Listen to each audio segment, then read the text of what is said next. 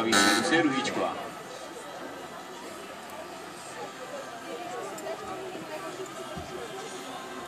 Nevysedává na správnou nohu, což trošku zmenšuje pravděpodobnost dobrýho nacválání. Povedlo se.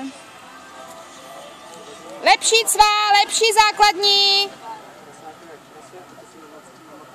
Rytmus, rytmus, rytmus. Prostředek!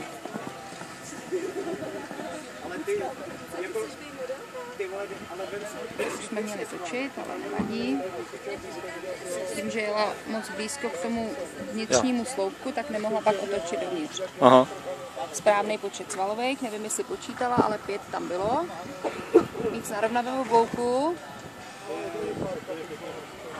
Dvojstok dobře.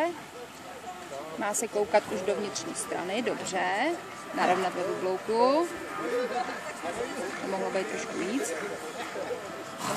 Dobře. Jede správně, řekli jsme si, že do kombinace na této úrovni ještě jeden kolem. Nevím, co tam teď zatočila.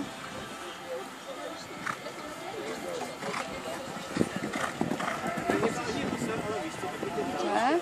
Teď uvidíme, jestli se rozhodne pro ten rys ze šikma. Dobře.